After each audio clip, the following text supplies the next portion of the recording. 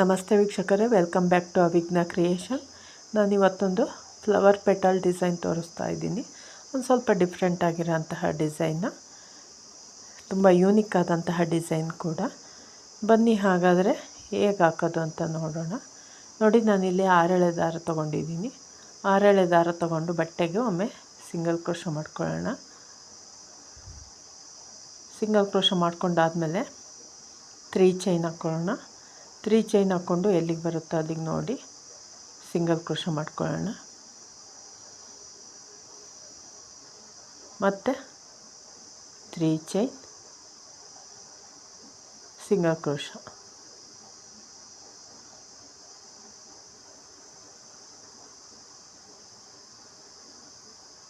ಮತ್ತು 3 ಚೈನ್, ಮತ್ತು single crochet.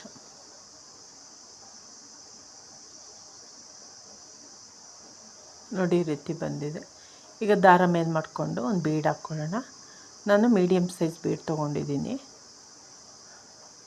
Bead ಕಡಿಮೆ ಇರೋದ್ರಿಂದ ಈ ಡಿಸೈನ್ಗೆ ಈ ಬೀಡೇ ಹೈಲೈಟ್ ಆಗೋದು. ಹಂಗಾಗಿ ಒಂದು ಸ್ವಲ್ಪ ಮೀಡಿಯಮ್ ಸೈಜ್ ತೊಗೊಂಡಿದ್ದೀನಿ.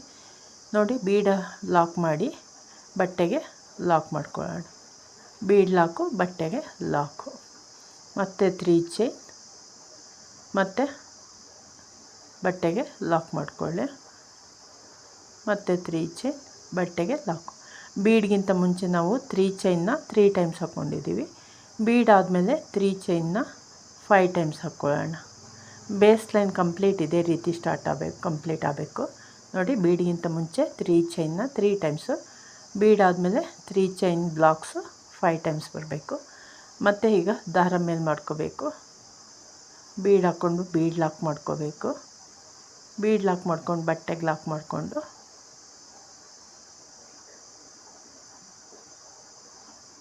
ಮತ್ತು 3 ಚೈನ್ ಹಾಕ್ಕೊಂಡು 3 ಚೈನ್ ಬ್ಲಾಕ್ಸು ಇಲ್ಲಿ ಕೂಡ 5 ಟೈಮ್ಸ್ ಬರಬೇಕು.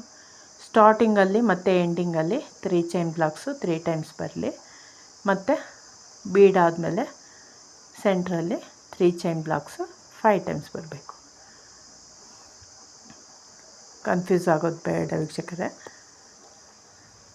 ಬೇಸ್ ಲೈನ್ ಕ್ಲಿಯರ್ ಆಗಿದೆ. 3 ಚೈನ್ ಬ್ಲಾಕ್ಸು 5 ಟೈಮ್ಸ್ ಬರಬೇಕು. ಬೀಡ್ ಆದಮೇಲೆ ಬೀಡ್ಗಿಂತ ಮುಂಚೆ 3 ಟೈಮ್ಸ್ ಬರಬೇಕು. ಈಗ ಸೆಕೆಂಡ್ ಸ್ಟೆಪ್ಪಲ್ಲಿ ನಾವು ಸೇಮ್ ಕಲರ್ ದಾರ ತೊಗೊಂಡಿದ್ದೀನಿ. ಸೇಮ್ ಕಲರ್ ದಾರ ತೊಗೊಂಡು ಎಲ್ಲಿ ಸಿಂಗಲ್ ಕ್ರೋಶ ಮಾಡಿದ್ನೋ ಅಲ್ಲೇ ಸೇಮ್ ಸಿಂಗಲ್ ಕ್ರೋಶ ಮೇಲೆ ಸಿಂಗಲ್ ಕ್ರೋಶ ಮಾಡ್ಕೊಳ್ಳೋಣ. 3 ಚೈನ್ ಹಾಕ್ಕೊಂಡು ಮತ್ತೆ ಲಾಕ್ ಮೇಲೆ ಲಾಕ್ ಮಾಡೋಣ. 3 ಚೈನ್ ಲಾಕ್ ಮಾಡಿದ್ವಲ್ಲ ಬಟ್ಟೆಗೆ, ಆ ಲಾಕ್ ಮೇಲೆ ಲಾಕ್ ಮಾಡ್ಕೊಳ್ಳೋಣ. ಈಗ 7 ಚೈನ್ ಹಾಕ್ಕೊಳ್ಳೋಣ.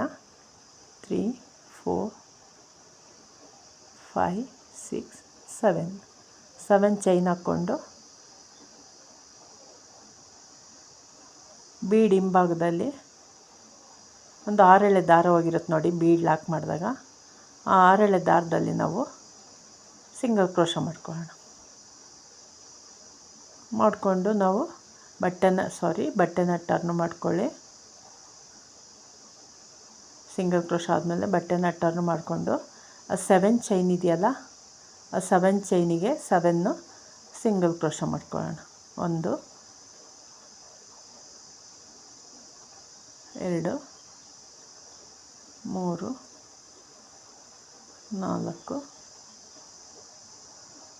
5 6 ಮತ್ತು 7 7 ಸಿಂಗಲ್ ಕ್ರೋಶ ಮಾಡ್ಕೊಳ್ಳೋಣ.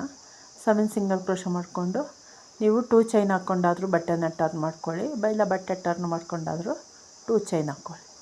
2 ಚೈನ್ ಹಾಕ್ಕೊಂಡು ಈಗ ನೀಡಲ್ ಮೇಲೆ ದಾರ ತೊಗೊಂಡು ನೋಡಿ, ಸಿಂಗಲ್ ಕ್ರೋಶ ಮಾಡಿದ್ದೀವಲ್ಲ, 2 ಚೈನ್ ಪಕ್ಕದಲ್ಲಿ ಹೋಲ್ ಗ್ಯಾಪ್ ಇದೆಯಲ್ಲ, ಆ ಹೋಲ್ ಗ್ಯಾಪಲ್ಲಿ ನಾವು ಡಬಲ್ ಕ್ರೋಶ ಮಾಡ್ಕೊಳ್ಳೋಣ.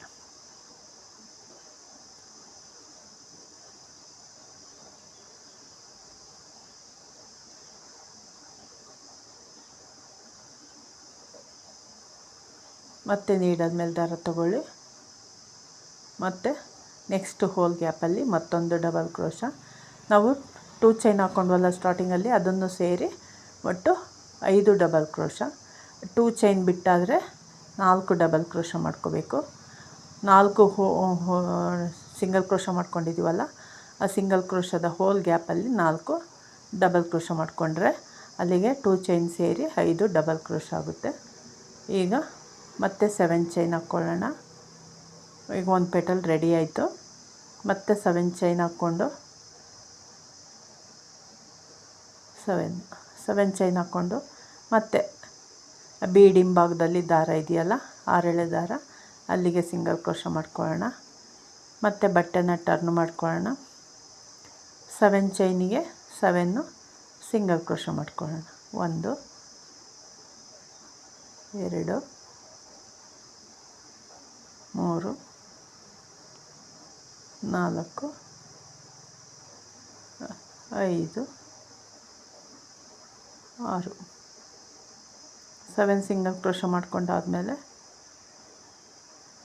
ನಾವು ಡಬಲ್ ಕ್ರೋಶ ಮಾಡಿದ್ದೀವಲ್ಲ, ಲಾಸ್ಟಲ್ಲಿ ನೋಡಿ ತೋರಿಸ್ತಾ ಇದ್ದೀನಿ ನೋಡಿ, ಆ ಲಾಸ್ಟಲ್ಲಿ ನಾವು ಹೋಲ್ ಗ್ಯಾಪ್ ಇದೆಯಲ್ಲ, ಡಬಲ್ ಕ್ರೋಶದ ಹೋಲ್ ಗ್ಯಾಪ್, ಅಲ್ಲಿಗೂ ಕೂಡ ಒಂದು ಸಿಂಗಲ್ ಕ್ರೋಶ ಮಾಡ್ಕೊಳ್ಳೋಣ. ಈಗ ಮತ್ತೆ 2 ಚೈನ್ ಹಾಕ್ಕೊಳ್ಳೋಣ. ಬಟ್ಟೆನ ಟರ್ನ್ ಮಾಡ್ಕೊಳ್ಳೋಣ. ಟರ್ನ್ ಮಾಡಿಕೊಂಡು ನೀಡಲ್ ಮೇಲೆ ದಾರ ತಗೊಂಡು ಆ 2 ಚೈನ್ ಪಕ್ಕ ಸಿಂಗಲ್ ಕ್ರೋಶ ಮಾಡಿದ್ವಲ್ಲ, 2 ಚೈನ್ ಪಕ್ಕ ಹೋಲ್ ಗ್ಯಾಪ್ ಇದೆಯಲ್ಲ, ಅಲ್ಲಿ ಡಬಲ್ ಕ್ರೋಶ ಮಾಡ್ಕೊಳ್ಳೋಣ. ನೆಕ್ಸ್ಟ್ ನೀಡಲ್ ಮೇಲೆ ದಾರ ತಗೊಂಡು ನೆಕ್ಸ್ಟ್ ಹೋಲ್ ಗ್ಯಾಪಲ್ಲಿ ಮತ್ತೊಂದು ಡಬಲ್ ಕ್ರೋಶ, ಮತ್ತು ನೀಡಲ್ ಮೇಲೆ ದಾರ ತಗೊಂಡು ನೆಕ್ಸ್ಟ್ ಹೋಲ್ ಗ್ಯಾಪಲ್ಲಿ ಮತ್ತೊಂದು ಡಬಲ್ ಕ್ರೋಶ,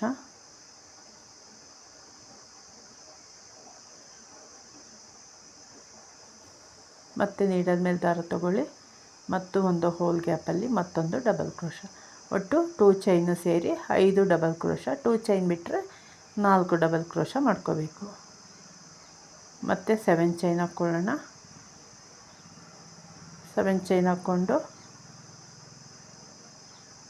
ಬೀಡ್ ಹಿಂಭಾಗದಲ್ಲಿ 6 ಎಳೆ ದಾರ ಹೋಗಿದೆಯಲ್ಲ, ಅಲ್ಲಿಗೆ ಸಿಂಗಲ್ ಕ್ರೋಶ ಮಾಡ್ಕೊಳ್ಳೋಣ.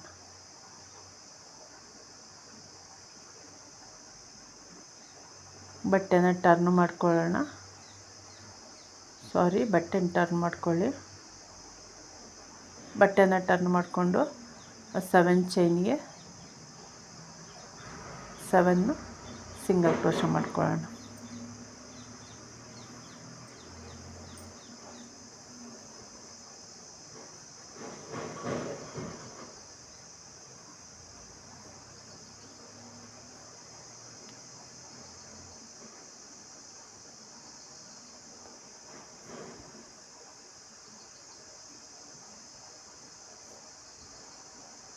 ಸೆವೆನ್ ಸಿಂಗಲ್ ಕ್ರೋಶ ಮಾಡಿಕೊಂಡು ಮತ್ತು ಡಬಲ್ ಕ್ರೋಶ ಮಾಡಿದ್ದೀವಲ್ಲ, ಹೋಲ್ ಗ್ಯಾಪ್ ಇದೆಯಲ್ಲ, ಫಸ್ಟು ಹೋಲ್ ಗ್ಯಾಪು, ಅಲ್ಲಿಗೂ ಕೂಡ ಒಂದು ಸಿಂಗಲ್ ಕ್ರೋಶ ಮಾಡ್ಕೊಳ್ಳೋಣ. ನೋಡಿ, ಆಗ ಕೂಡ್ಕೊಳ್ಳುತ್ತೆ ಅದು ಕ್ಲೀನಾಗಿ. ಮತ್ತು 2 ಚೈನ್ ಹಾಕ್ಕೊಂಡು ಬಟ್ಟೆನ ಟರ್ನ್ ಮಾಡಿಕೊಂಡು ನೀಡಲ್ ಮೇಲೆ ದಾರ ತಗೊಳ್ಳಿ. ಆ 2 ಚೈನ್ ಪಕ್ಕ ಹೋಲ್ ಗ್ಯಾಪ್ ಇದೆಯಲ್ಲ, ಅಲ್ಲಿಗೆ ಡಬಲ್ ಕ್ರೋಶ ಮಾಡ್ಕೊಳ್ಳಿ. ಮತ್ತು ನೀಡಲ್ ಮೇಲೆ ದಾರ ತಗೊಂಡು ನೆಕ್ಸ್ಟ್ ಹೋಲ್ ಗ್ಯಾಪಲ್ಲಿ ಮತ್ತೊಂದು ಡಬಲ್ ಕ್ರೋಶ,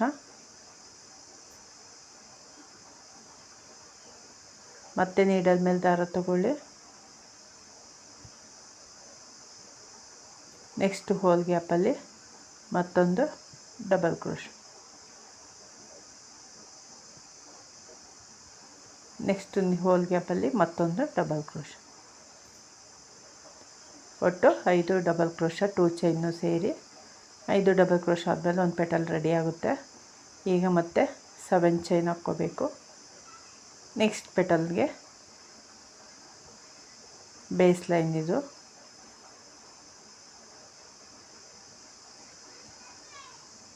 ಸೆವೆನ್ ಚೈನ್ ಆದಮೇಲೆ ಬೀಡ್ ಹಿಂಭಾಗದಲ್ಲಿ 6 ಎಳೆ ದಾರ ಇರುತ್ತಲ್ಲ, ಅಲ್ಲಿಗೆ ಸಿಂಗಲ್ ಕ್ರೋಶ ಮಾಡ್ಕೋಬೇಕು.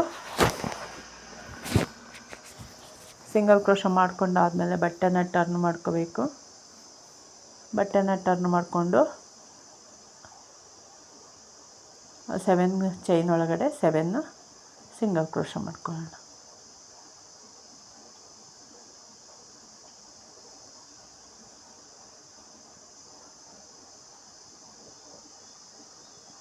ಈಗ ಡಬಲ್ ಕ್ರೋಶದ ಲಾಸ್ಟ್ ಎಂಡಲ್ಲೂ ಕೂಡ ಒಂದು ಸಿಂಗಲ್ ಕ್ರೋಶ ಮಾಡಿಕೊಂಡು 2 ಚೈನ್ ಹಾಕ್ಕೊಂಡು ಬಟ್ಟೆನ ಟರ್ನ್ ಮಾಡ್ಕೊಳ್ಳೋಣ. ಮತ್ತು ನೀಡಲ್ ಮೇಲೆ ದಾರ ತಗೊಂಡು 2 ಚೈನ್ ಪಕ್ಕದ ಹೋಲ್ ಗ್ಯಾಪಲ್ಲಿ ನಾವು ಡಬಲ್ ಕ್ರೋಶ ಮಾಡ್ಕೊತ ಹೋಗೋಣ. ಪ್ರತಿಯೊಂದು ಹೋಲ್ ಗ್ಯಾಪಲ್ಲೂ ಕೂಡ 5 ಡಬಲ್ ಕ್ರೋಶ ಮಾಡ್ಕೊಳ್ಳೋಣ.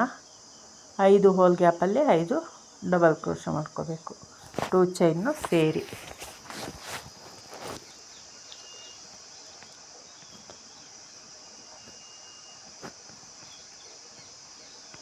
ನೋಡಿ ಮತ್ತೊಂದು ಪೆಟಲ್ ರೆಡಿ ಆಯಿತು. ಈಗ ನೆಕ್ಸ್ಟ್ ಪೆಟಲ್ಲು 7 ಚೈನು,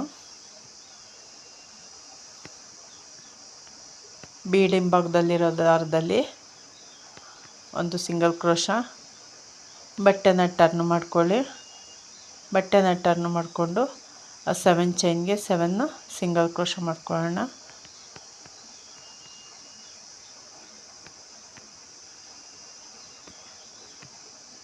3 4 5 6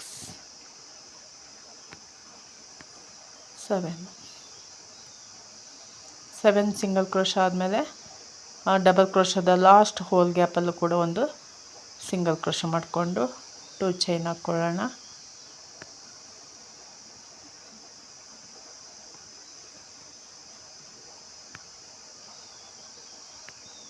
2 ಚೈನ್ ಹಾಕ್ಕೊಂಡು ಬಟ್ಟೆನ ಟರ್ನ್ ಮಾಡಿಕೊಂಡು ನೀಡಲ್ ಮೇಲೆ ದಾರ ತಗೊಂಡು 2 ಚೈನ್ನ ಪಕ್ಕದ ಹೋಲ್ ಗ್ಯಾಪಲ್ಲಿ ನಾವು ಡಬಲ್ ಕ್ರೋಶ ಮಾಡೋಣ. 2 ಚೈನ್ನು ಸೇರಿ 2 ಡಬಲ್ ಕ್ರೋಶ ಆಯಿತು.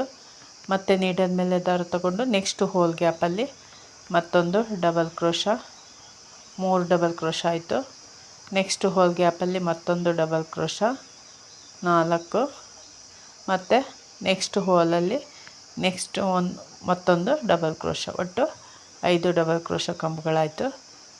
ಈಗ ಮತ್ತೊಂದು ಪೆಟಲ್ ರೆಡಿ ಆಯಿತು. ಈಗ ಒಟ್ಟು ಒಂದು ಆರ್ಚಲ್ಲಿ ನೋಡಿ 5 ಪೆಟಲ್ಸ್ ಬಂದಿದೆ. ಈ ರೀತಿ ಕಂಪ್ಲೀಟ್ ಆದಮೇಲೆ ನಾವು ಫಸ್ಟು 3 ಚೈನು, ಫಸ್ಟು 3 ಚೈನ್ಸ್ನ ಸ್ಕಿಪ್ ಮಾಡಿ 2 ಚೈನ್ನ ಲಾಕ್ ಇದೆಯಲ್ಲ 2 ಚೈನ್ ಸ್ಕಿಪ್ ಮಾಡಬೇಕು. 2 ಚೈನ್ ಸ್ಕಿಪ್ ಮಾಡಿ 3 ಚೈನ್ನ 2 ಬ್ಲಾಕ್ಸ್ ಬಿಟ್ಟು ನಾವು ಲಾಕ್ ಮಾಡಬೇಕು. ನೋಡಿ ನಾನು ತೋರಿಸ್ತಾ ಇದ್ದೀನಿ. 2 ಚೈನ್ನ 2 ಬ್ಲಾಕ್ಸ್ ಬಿಟ್ಟು ನಾವು ಲಾಕ್ ಮಾಡಬೇಕು. ಮತ್ತು 3 ಚೈನ್ ಲಾಕ್ ಮೇಲೆ ಲಾಕು. ಈ 3 ಚೈನ್ ಈಗ ಹಾಕಿದ್ದೀವಲ್ಲ, ಈ 3 ಚೈನ್ ಗ್ಯಾಪಲ್ಲಿ ನಮಗೆ ಕುಚ್ಚು ಬರುತ್ತೆ. ಮತ್ತು ಈಗೇನು ನಾವು ಮಾಡಿದ್ದೀವೋ ಫಸ್ಟು ಫ್ಲವರ್ ಸೇಮ್ ಅದೇ ರೀತಿ ಕಂಟಿನ್ಯೂ ಆಗಬೇಕು. 7 ಚೈನ್ ಹಾಕ್ಕೋಬೇಕು. 7 ಚೈನ್ ಹಾಕ್ಕೊಂಡು ಬೀಡ್ ಹಿಂಭಾಗದಲ್ಲಿರೋಂತಹ 6 ಎಳೆ ದಾರದಲ್ಲಿ ಸಿಂಗಲ್ ಕ್ರೋಶ ಮಾಡ್ಕೋಬೇಕು.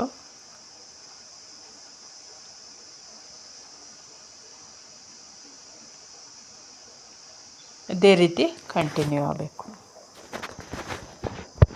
ಮತ್ತು ಸಿಂಗಲ್ ಕ್ರೋಶ ಮಾಡಿಕೊಂಡು ಆ 7 ಚೈನ್ಗೆ 7 ಸಿಂಗಲ್ ಕ್ರೋಶ ಮಾಡ್ಕೋಬೇಕು.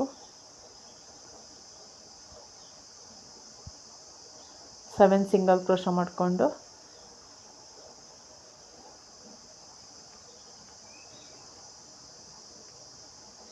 ಟೂ ಚೈನ್ ಹಾಕ್ಕೊಂಡು ಬಟ್ಟೆನ ಟರ್ನ್ ಮಾಡ್ಕೋಬೇಕು.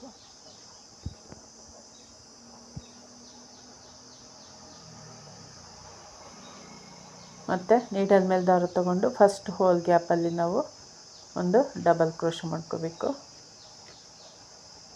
ನೀವು ಫಸ್ಟ್ ಹೋಲ್ ಗ್ಯಾಪ್ ಇದೆಯಲ್ಲ ಅಲ್ಲೇ ಡಬಲ್ ಕ್ರೋಶ ಮಾಡ್ಕೊಳ್ಳಿ. ನೆಕ್ಸ್ಟ್ ಹೋಲ್ ಗ್ಯಾಪಲ್ಲಿ ಮಾಡಿದ್ರೆ ಗ್ಯಾಪ್ ಜಾಸ್ತಿ ಅನಿಸುತ್ತೆ, ಪೆಟಲ್ಲು ಅಷ್ಟು ಪರ್ಫೆಕ್ಟಾಗಿ ಕಾಣಲ್ಲ.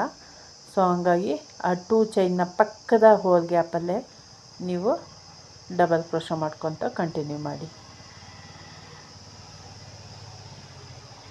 ನೋಡಿ ತೋರಿಸ್ತಾ ಇದ್ದೀನಿ ನೋಡಿ ನಾನು. ಸೆಕೆಂಡು ಹೋಲ್ ಗ್ಯಾಪಲ್ಲಿ ಮತ್ತೊಂದು ಡಬಲ್ ಕ್ರೋಶ, ಮತ್ತು ಥರ್ಡ್ ಹೋಲ್ ಗ್ಯಾಪಲ್ಲಿ ಮತ್ತೊಂದು ಡಬಲ್ ಕ್ರೋಶ. ಈಗ 2 ಚೈನ್ನ ಸೇರಿ 4 ಡಬಲ್ ಕ್ರೋಶ ಆಯಿತು. ಮತ್ತು ಮತ್ತು 4th ಹೋಲಲ್ಲಿ ಮತ್ತೊಂದು ಡಬಲ್ ಕ್ರೋಶ, ಒಟ್ಟು 5 ಡಬಲ್ ಕ್ರೋಶ 2 ಚೈನ್ ಸೇರಿ ಸೇಮ್ ಇದೇ ರೀತಿ ಕಂಟಿನ್ಯೂ ಮಾಡಬೇಕು ವೀಕ್ಷಕರೇ. ನೋಡಿ ನಾನು ಒಂದು 3 ಫ್ಲವರ್ ಪೆಟಲ್ಸ್ನ ಕಂಪ್ಲೀಟ್ ಮಾಡಿದ್ದೀನಿ. ಕಂಪ್ಲೀಟ್ ಮಾಡಿದ ಮೇಲೆ ಈ ರೀತಿ ಕಾಣುತ್ತೆ ನೋಡಿ. ತುಂಬ ಕ್ಯೂಟಾಗಿದೆ, ತುಂಬ ಯೂನಿಕ್ ಆದಂತಹ ಡಿಸೈನು, ಈಸಿ ಕೂಡ, ಬೇಗ ಆಗುತ್ತೆ ವೀಕ್ಷಕರೇ. ತುಂಬ ಗ್ರ್ಯಾಂಡ್ ಲುಕ್ ಕೊಡುತ್ತೆ. ಬ್ರೈಡಲ್ ಡಿಸೈನ್ ಆಗಿ ಕೂಡ ಇದನ್ನು ಹಾಕ್ಕೋಬೋದು. ನೋಡಿ ನಾನು ಇದಕ್ಕೆ ಕುಚ್ಚು ಹಾಕಿ ತೋರಿಸ್ತೀನಿ. ಕುಚ್ಚು ಹಾಕಿದ ಮೇಲೆ ಯಾವ ರೀತಿ ಕಾಣುತ್ತೆ ಅಂತ ನೋಡಿ. ನೋಡಿ ಈ ರೀತಿ ಬಂದಿದೆ ಕುಚ್ಚು ಹಾಕಿದ ಮೇಲೆ. ನಾನು ಸೇಮ್ ಕಲರ್ ಥ್ರೆಡ್ಡಲ್ಲಿ ಕುಚ್ಚು ಹಾಕಿದ್ದೀನಿ. ನೀವು ಸೀರೆ ಯಾವ ಕಲರ್ ಇರುತ್ತೋ ಆ ಕಲರ್ ಕಾಂಟ್ರಾಸ್ಟ್ ಮಾಡಿ ಹಾಕಿ, ಚೆನ್ನಾಗಿ ಕಾಣುತ್ತೆ. ಇಷ್ಟ ಆದರೆ ಒಂದು ಲೈಕ್ ಕೊಡಿ ವೀಕ್ಷಕರೇ. Thank you for watching.